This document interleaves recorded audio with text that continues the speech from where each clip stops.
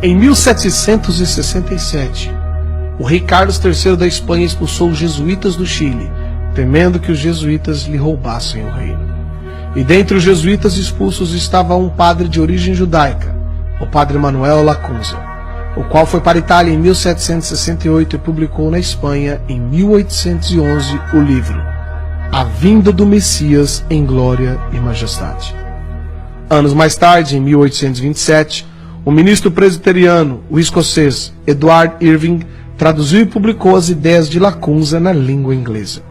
Após essa publicação, em 1830, Irving foi expulso do presbitério em Londres, tendo sido acusado de heresia e criando assim uma nova igreja, a Igreja Católica Apostólica Carismática.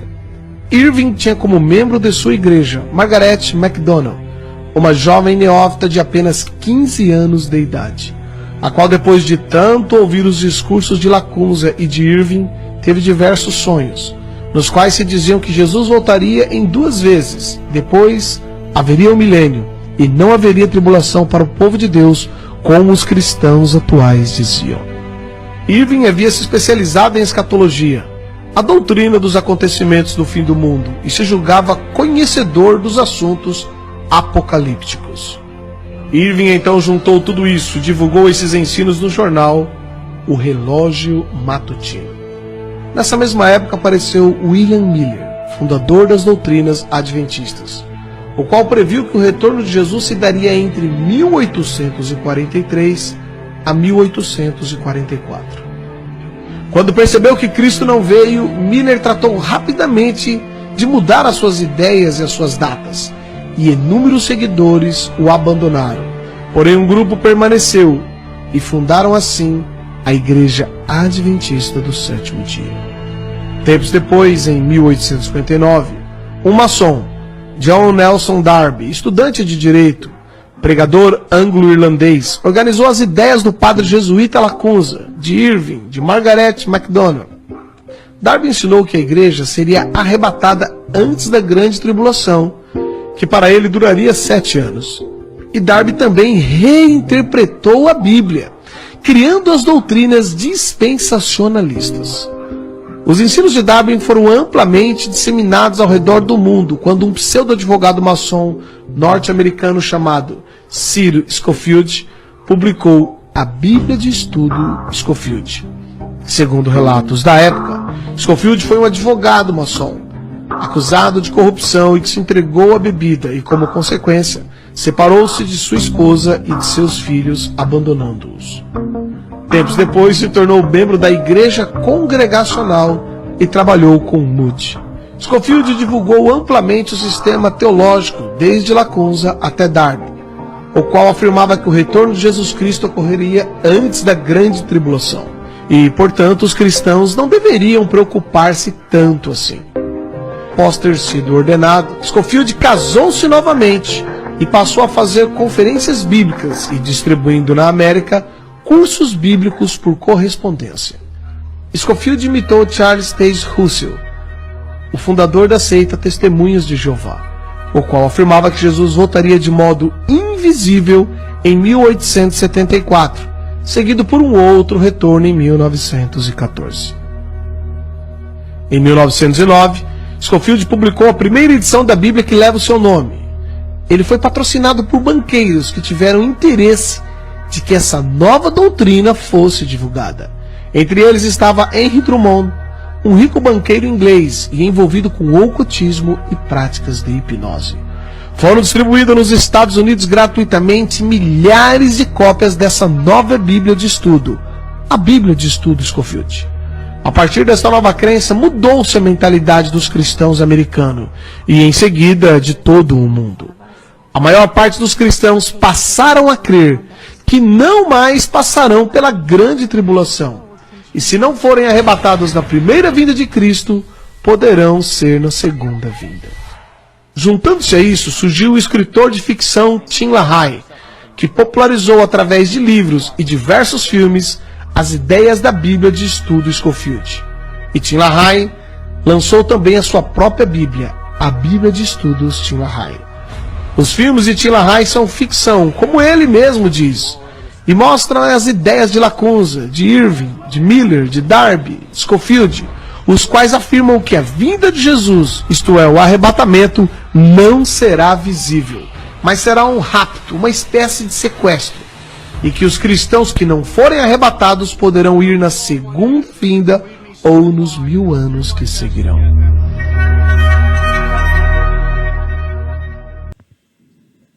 Pois não, Fernando? Só uma dúvida aqui.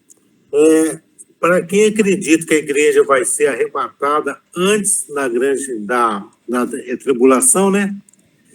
Qual que seria esse espaço, então, de tempo, o aparecimento do anticristo? Para a gente começar nessa linha dos 7 anos. Não tem lógica nenhuma o arrebatamento pré-tribulacionista. Eu não sei se eu coloquei o vídeo de quem inventou isso no grupo, se você chegou a ver o vídeo do padre que inventou essa doutrina, né? E vou só relembrar onde você refuta isso, que isso não existe, o arrebatamento pré-tribulacionista. Se existe um arrebatamento antes da tribulação, tem que existir um outro arrebatamento depois delas. Concorda comigo, Fernando? Sim ou não? É a lógica, né? Não é a lógica? Então, o Apocalipse vai ter que me falar de 2 arrebatamentos. Você concorda comigo? Sim, concordo. Então, abre comigo o Apocalipse capítulo 20, que isso aqui não tem jeito de refutar. Que todo mundo vai ser arrebatado depois da grande tribulação.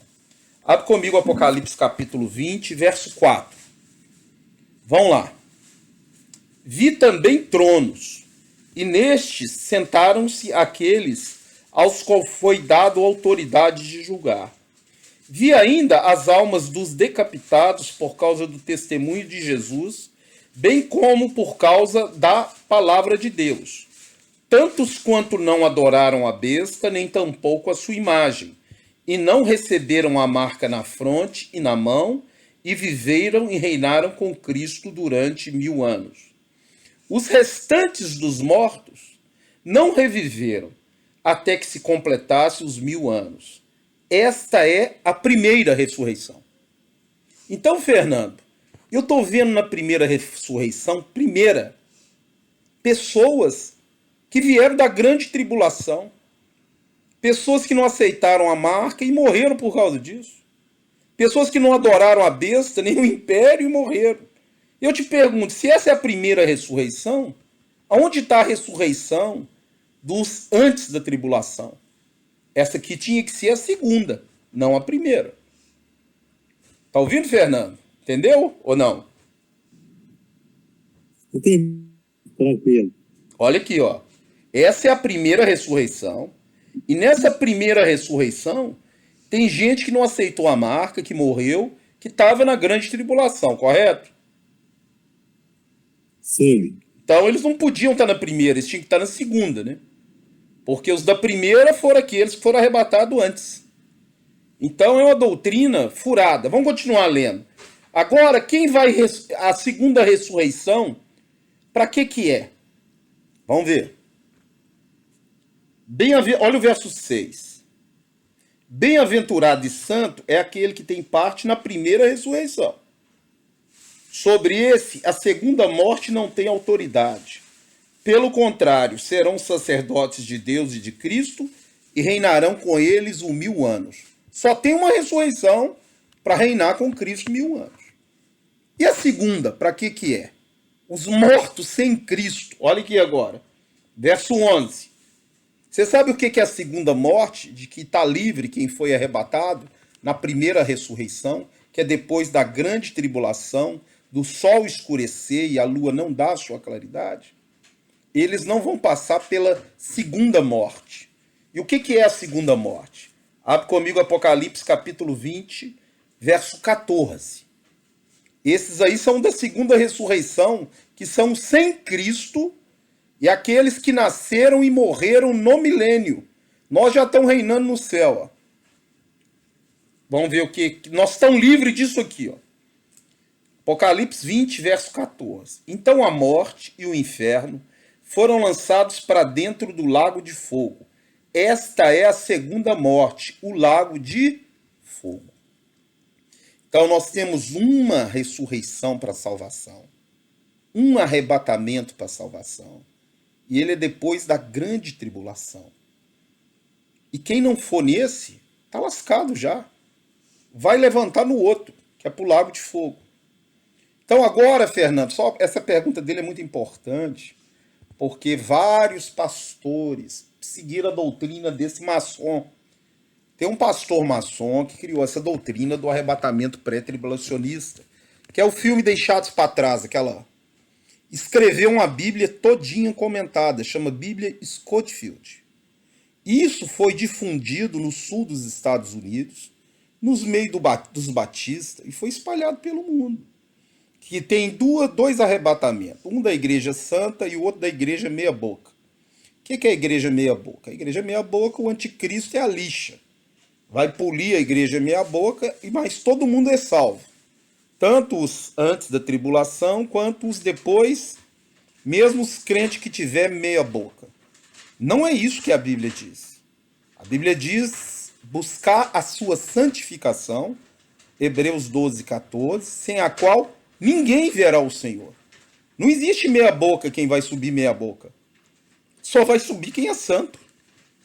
Jesus vem buscar uma noiva sem ruga, sem mácula, santa e sem defeito. Onde está isso? Efésios 5, 25, 26, 27. Então, não existe meia boca. Nós temos que buscar a santificação, imitar Jesus. Porque essa onda do arrebatamento pré-tribulacionista, ela dá uma folga para os crentes, né? Igual salvação não se perde. Agora, quem é a autoridade máxima na Bíblia para falar se eu passo ou não pela grande tribulação? É Jesus. E eu quero encerrar a pergunta do Fernando falando o que Jesus falou, que é o mais importante. Então abre comigo Mateus 24, e para que ninguém que está fazendo o curso tenha mais dúvida, porque eles vão tentar confundir a sua cabeça falando que nós vamos subir antes, que a igreja sobe antes. E eles vão pegar versículos isolados, tá? Versículos isolados, tipo assim, quando Apocalipse 4:1, quando Deus diz para João, sobe para cá. Eles falam que falar para João, sobe para cá, é o arrebatamento da igreja. Mas lá não está escrito que é o arrebatamento, em parte nenhuma disso. Que o Apocalipse, depois do capítulo 4, é só para Israel. Outra mentira. Então isso tudo é confusão. Os adventistas ensinam que o Apocalipse é a luta do bem contra o mal. Eu já falei, não tem luta do bem contra o mal. Deus não tem adversário, nem Jesus. Quem tem adversário somos nós. Jesus, e ferir o calcanhar de Jesus. É ferir você, que é o corpo dele. Porque ele não tem jeito de ser ferido. Paulo, quando perseguia a igreja, o que Jesus fala para ele? Porque você me persegue. Não é porque você persegue minha igreja, não. Porque você me persegue. Então abre comigo Mateus 24 e vão ver a autoridade máxima sobre o arrebatamento falando. Em Mateus 24, 15, nós sabemos que quando o anticristo senta no trono, nós já estudamos em Daniel, já estudamos em Tessalonicenses, que é na metade da tribulação. A Bíblia diz o prazo. Depois de 3 anos e meio, ele senta e pede adoração só para ele. Começa a grande tribulação. Então vamos ler Mateus 24, 15. Quando, pois, vides o abominável da desolação que falou o profeta Daniel no lugar santo, quem lê entenda, então os que estiverem na Judéia fujam para os montes. Quem estiver sobre o eirado, não desça para tirar coisa alguma. Se você continuar lendo aqui, não teve nenhum arrebatamento. Agora vão comigo no verso 29. Verso 29. Logo em seguida a tribulação daqueles dias. Presta atenção. Logo em seguida, quanto tempo? Não sei. Pode ser 1 dia, 2, 5, 7, não sei o que a Bíblia quer dizer com logo em seguida. Pode ser num estalo de olhos, acabou os 7 anos. Porque se é logo depois dos 7 anos, eu teria o dia e a hora da volta dele. Então, não sei quanto tempo aqui, não diz, só diz que é logo em seguida. Logo em seguida a tribulação daqueles dias vai acontecer um fenômeno. O sol escurecerá, a lua não dará a sua claridade, as estrelas cairão do firmamento e os poderes do céu serão abalados. Por que tem que ficar tudo escuro, hein? Isaías diz que logo ao amanhecer vai ficar noite nesse dia aqui, ó. De dia fica o quê? Noite. Some toda a luz. Porque vai aparecer o sinal dele no céu.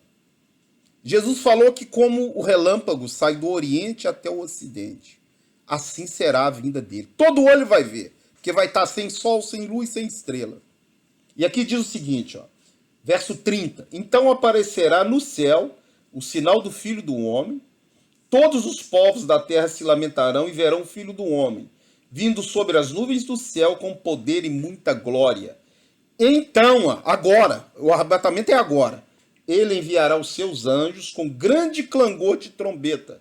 Vinculou o arrebatamento ao clangor de trombeta, os quais reunirão os seus escolhidos dos quatro ventos de uma outra extremidade dos céus. Então vamos prestar atenção. Se a Bíblia me falar que o arrebatamento é depois de trombeta, então o que Jesus falou é que nós vamos ser arrebatados depois da grande tribulação, depois que o sol e a lua escurecer, ele vai aparecer e vai enviar os seus anjos com trombeta. Então vamos ver agora se em outras partes da Bíblia vincula o arrebatamento à trombeta, tá? Porque se vincular, quem falou para você que vai ser arrebatado antes da tribulação, antes de qualquer coisa, tá mentindo. Vamos ver. Mentindo por ignorância. Não é que é por maldade não, tá? Que o cara sabe e tá enrolando os outros. É porque ele aprendeu assim. E o nosso papel é tirar as escamas desse pessoal. Agora, quando o cara é calvinista do Papo Roxo, é igual gente do PT do Papo Roxo que não aceita conversa. Não tem, o cara é e pronto, acabou. Então você respeita e larga a palavra, fazer o quê, né? Agora, nós temos que ensinar o que é certo. É igual o cara quando torce para um time de futebol e tem idolatria com o time dele, não troca de jeito nenhum. Não aceita nem conversa. Pode estar perdendo, mas é o time do coração dele, né? Então, aqui, ó, abre aí comigo. Vamos ver a trombeta. 1 Tessalonicenses. Pastor, por que você está gastando nisso tempo e repetindo? Porque isso é muito importante. Tudo que se repete na Bíblia é importante. E esse assunto é muito importante. Se tem 2 arrebatamentos, para que eu vou preocupar em ser santo? Demais. Basta eu ser meia boca, porque se pegar para o meu lado, ainda tem um anticristo ainda, eu posso subir. Mas se não tem, meu filho, aí você já tem que ser santo. Nós, né? Nós temos que ser santo agora. Então abre comigo aí 1 Tessalonicenses. Nunca você vai conseguir ser igual a Jesus, você vai morrer tentando, pô. Deus é assim, ó. Deus sonda mente e coração. Deus quer saber do coração da pessoa. O que essa pessoa tem no coração? Qual que é o desejo? 2 Tessalonicenses, capítulo 4. Desculpa. 1 Tessalonicenses, capítulo 4, verso 16. Vamos ver se tem uma trombeta aqui. Se tiver uma trombeta antes do arrebatamento, você pode saber que quem ensinou arrebatamento pré-tribulacionista está errado. Ó. 1 Tessalonicenses 4,16. Porque o Senhor mesmo, dada a sua palavra de ordem, ouvida a voz do arcanjo e ressoada a trombeta de Deus, descerá do céu. Quando é que ele vai arrebatar? Depois da trombeta. E os mortos em Cristo ressuscitarão primeiro. Olha o arrebatamento aqui. Ó. Agora, de qual trombeta? Abre comigo 1 Coríntios. São 7 trombetas, nós sabemos, né?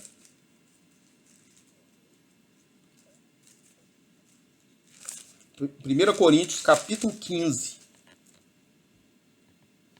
Verso 52. Então a Bíblia, ela tem que fechar toda. Ela não pode dar uma brecha para dúvida. Para ter duas interpretações. Um arrebatamento antes da tribulação, os que pensam que é do meio da tribulação e os que pensam que é no final da tribulação. Não é nem no meio, nem no início, nem no final. É depois do sol e a lua escurecer, que é depois dos 7 anos. Então, vai passar o final. O arrebatamento é depois ainda. Ó, vamos ver aqui. 1 Coríntios 15, 52. num momento, num abrir e fechar de olhos, ao ressoar da última trombeta. Qual trombeta ainda? Última. Os mortos em Cristo, a trombeta soará, os mortos ressuscitarão incorruptíveis e nós seremos transformados. Então, quando é o arrebatamento?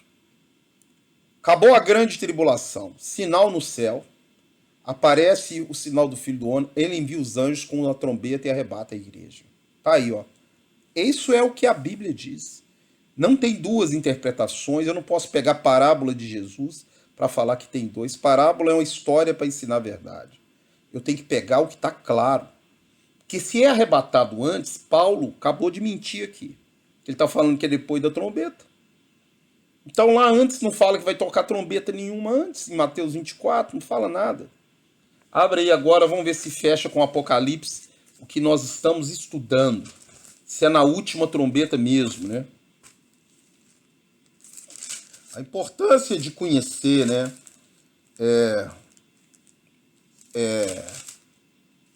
A Bíblia por completo e não pedaços é essa. Que quando você vai montar uma doutrina, uma interpretação, você não tem dúvida. Por que você não tem dúvida? Porque vários autores estão falando a mesma coisa, de livros.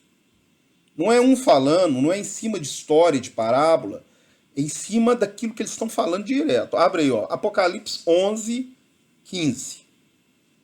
Apocalipse 11, 15.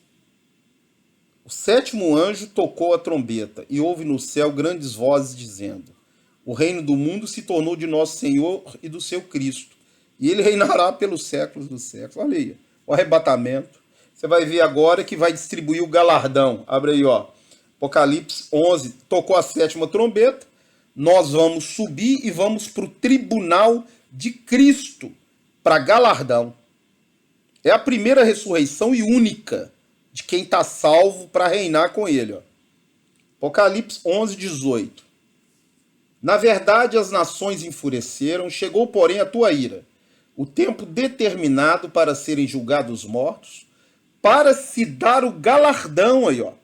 Nós vamos receber agora, o que Paulo falou? Que ele ia morrer e estava aguardando a coroa de glória, o galardão dele. Ó.